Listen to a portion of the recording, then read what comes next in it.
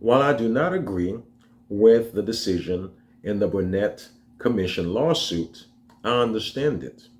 However, I waited to see if NAR would have taken any meaningful steps to get the industry out of the situation its guidance and policies have gotten us into.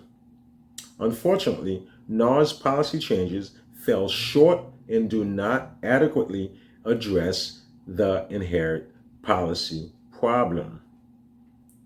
Rather, NAR MLS policy changes are designed to give the illusion that NAR's decision makers have taken measures to fix the current legal issues facing the real estate industry. I'm Getchin Sherry, founder of Homestead Realty and Homestead School of Real Estate. By training, I'm a lawyer. I'm also a Florida licensed real estate broker, a Florida licensed real estate instructor, and a licensed loan officer. If you want to see meaningful and positive changes in the real estate industry, I suggest that you share this video with your state elected officials and other real estate professionals. Ask your state lawmakers to take immediate actions to reverse NAR's decades-long predatory behavior. Was the Burnett Commission lawsuit avoidable? For decades, the U.S. Department of Justice, also referred to as DOJ, warned NAR that its rules, policies, and practices unreasonably restrained trade and were in violation of Section 1 of the Sherman Act. Despite losing the Sitzer-Burnett Commission lawsuit, NAR refuses to take the necessary measures to resolve the inherent flaws in its rules, policies, and practices. Instead, NAR published its 9 MLS policy changes that will become effective on August 17, 2024. Number 1, eliminate and prohibit any requirement of offers of compensation in the MLS between listing brokers or sellers to buyer brokers or other representatives. Policymakers are fully aware this measure is insufficient and will not resolve the problem because there have been many rumors in the industry about potential loopholes and MLS workarounds. Number 2, retain and define cooperation for MLS participation. NAR's concept of cooperation is the obligation to share information on listed property and to make property available to other brokers for showing to prospective purchasers and tenants when it is in the best interest of their clients. In my opinion, NAR's cooperative policy is inherently flawed because it interferes with agency law doctrine and it tips the negotiating scale in sellers' favor. I will provide a more detailed analysis later. For economy of time, I will not discuss NAR policy changes number 3 through 7 because they are repetitive and serve a similar purpose as they aim to prevent potential loopholes and workarounds on the MLS. Number 3, eliminate and prohibit offers of compensation to buyer's broker. Number 4, eliminate all broker compensation fields. Number 5, require the MLS not to create, facilitate, or support any non-MLS mechanism to make offers of compensation to buyer's broker or other buyer's representative.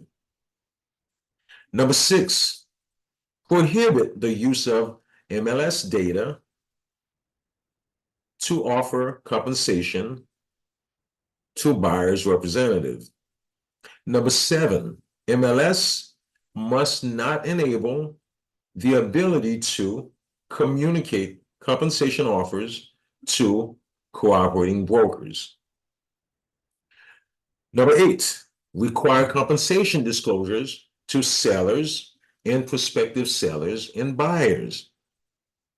Well, sellers and buyers are fully aware that real estate professionals receive compensation. So this too will not reconcile the inherent flaws in NAR's cooperative policy. Number 9, require MLS participant working with buyer to enter into a written agreement with the buyer prior to touring a home. Unfortunately, this agreement will not solve the problem. Buyer brokerage agreements have been available for decades. The problem has been most buyer's agents struggle to get the buyers to sign an agreement, primarily due to NAR's cooperative policy. In my opinion, NAR's policy changes are not intended to solve the problem that exists in the real estate industry, particularly in Florida. Rather, NAR's policy changes are designed to give the illusion that the decision makers have taken measures to fix the current legal issues. Remember, NAR's policy, their policies, put the industry where it's at now.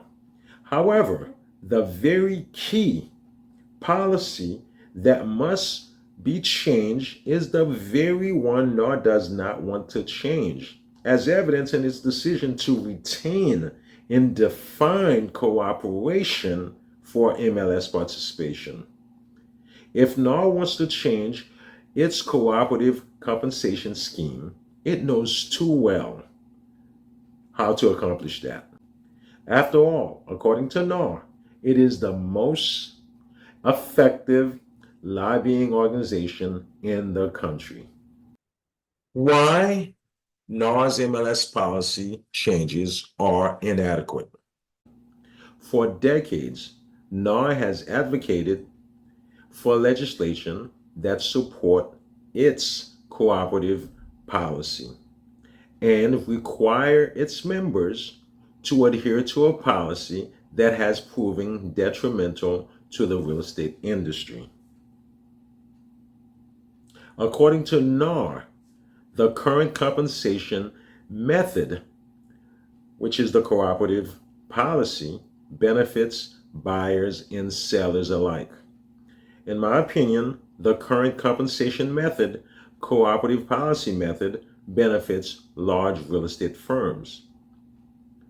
Large real estate brokerage firms with thousands of associates have sufficient resources to maintain internal listing systems, also referred to as pocket listings. I'm sure you've heard of it, that enables them to complete residential and commercial real estate transactions without cooperating with any other brokerage. Thereby, large real estate brokerage firm gets to keep the full commission fees. This is one of the reasons NAR and large real estate brokerage firms want to keep the cooperative compensation scheme, because it benefits them. It definitely doesn't benefit the buyer and the seller. A policy that forces buyer's agent to cooperate with the seller's agent limits the buyer's agent's ability to negotiate the best price for the buyer. That is akin to a policy that requires a married couple to hire the same divorce attorney with the presumption that the divorce attorney will adhere to a particular code of ethics. There's a conflict of interest. In my opinion, NAR's cooperative policy does not benefit buyers nor sellers. A quick analysis will demonstrate NAR's cooperative policy is contrary to agency law doctrine. Because, think about it, sellers want to sell high, buyers want to buy low. Considering the fact in its nature, the real estate business is adversarial. NAR's cooperative policy contradicts agency law doctrine. Under NAR's cooperative policy, buyers do not receive adequate representation in their residential real estate transactions. The cooperative policy undermines the buyer's agent's professional value. The cooperative policy encourages buyers to engage listing agents, sellers agents directly, hoping their offer would be accepted. Under NAR's cooperative policy, buyers pay higher prices for their home and without adequate representation. Consequently, home prices increase artificially, which hurts the very people whose behalf NAR claims it advocates. To better illustrate how the cooperative policy contradicts agency law, let us look at Florida authorized brokerage relationship, or real estate agency law. The law states, the part that's highlighted in yellow, we're going to discuss that first. A real estate licensee, that is a real estate agent, may not operate as dual agent. Again, a real estate licensee may not operate as a disclosed or non-disclosed dual agent. A real estate agent may not operate as a dual agent. The law gives you the definition of dual agent. Dual agency means a broker who represents as a fiduciary both the prospective buyer and prospective seller in a real estate transaction. Looking at the blue, there's a loophole. There's an exception. A licensee, a real estate licensee, may enter into a brokerage relationship as either a transaction broker or as a single agent with potential buyers and sellers. So what is this law really saying? It's saying in a transaction brokerage relationship, a real estate agent can represent both the buyer and the seller. Florida brokerage relationship law, FS 475, is clearly contradictory. As stated, FS 475 prohibits real estate licensees from operating as dual agent. In other words, the law does not allow real estate agents to represent both buyer and seller in a real estate transaction as a fiduciary. Yet, Florida lawmakers managed to carve out an exception, a loophole, if you would, in the law that allows the very behavior the law prohibits. Folks, that is legal hocus pocus. That is lawmakers performing legal tricks. How did Florida lawmakers manage to perform this legal trick? Well, with NAR's magic wand, Florida lawmakers redefine the meaning of representation.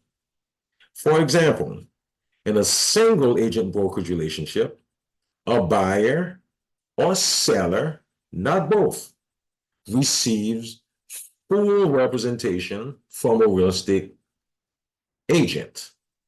Whereas in a transaction broker relationship, a buyer and a seller receive limited representation from a real estate agent. The limited representation concept is responsible for most residential real estate transaction-related problems in Florida. Can you imagine your divorce lawyer advising you that he or she is providing limited representation for both you and your soon-to-be ex-spouse? How about in a criminal case where the prosecutor provides limited representation to the state and the accused person? Well, folks, according to NAR, in the Florida legislature, limited representation is good enough for residential home buyers. Be mindful that buying a home is likely to be the most expensive purchase most home buyers will make. Florida lawmakers recognized the inherent risks that are associated with dual agency. They nonetheless created a loophole in the law that exposes Florida homebuyers to those very risks. Under the transaction broker concept, Florida lawmakers created a pathway to allow Florida real estate licensees to represent both buyers and sellers in a real estate transaction, which is what the law initially prevented.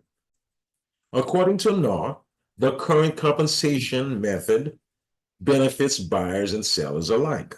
NAR's rationale is the current way brokerage services are paid prevents a greater cost burden that would be especially devastating for first-time and low-income home buyers. Contrary to NAR's claim, in a Florida residential real estate purchase transaction, the buyer pays for all fees. The buyer pays both agents commission because the commission fees are already included in the sales price. In a Florida real estate transaction, for example, the buyer also pays for mortgage loan cost, mortgage insurance costs, homeowner insurance premium, flood insurance premium if applicable, title insurance and title services costs, state sales and intangible taxes, home appraisal, home inspection, and survey costs. Undoubtedly, NAR's decision makers know these very basic facts. Yet, NAR policymakers seek to convince the world that homebuyers cannot afford to pay for their representation. The reality is, every state legislature member, every NAR policymaker, every competent realtor, every competent real estate agent knows NAR cooperative policy is not in the buyer's nor the seller's best interests. However, everyone pretends that NAR's cooperative policy is effective because it is convenient. How can state lawmakers fix the problem NAR created? Well, for decades, NAR chose to ignore the obvious problem it created and promoted policies that are detrimental to the very people NAR purports to advocate on behalf. If NAR is to be taken seriously, NAR must take meaningful steps to get the real estate industry out of the situation its guidance and policies have gotten it into. NAR should start by doing what NAR does best: lobby the Florida legislature, lobby Florida lawmakers to amend FS 475 and abolish, that is, to eliminate the transaction brokerage exception. Lobby other state legislative bodies with similar loopholes to remove all legal loopholes that contradicts agency law doctrine. Regarding the Florida real estate industry, NAR policy changes will only worsen the conditions and drive prices higher. To help correct Florida's home affordability crisis, Florida lawmakers must make the necessary amendment to Chapter 475 of the Florida statute and eliminate the transaction brokerage relationship that allows real estate brokerage to represent both buyer and seller. By abolishing the transaction brokerage exception, realtors would be required to adhere to the law, not some abstract code of ethics that are rarely, if ever, enforced. Eliminating the transaction broker exception would ensure home buyers have true representation in their residential real estate transactions. By abolishing the transaction brokerage exception, lawmakers would have eliminated the current conflict of interest that exists in all residential real estate transaction that involves a brokerage. By abolishing the transaction broker exception, home prices would stabilize. By abolishing the transaction broker exception, home buyers, the people NAR claims to advocate on behalf, would be able to buy their home at an affordable price. Thank you for watching, and if you find this video informative, kindly subscribe, share, and like. And please ask your lawmakers to change the Florida law.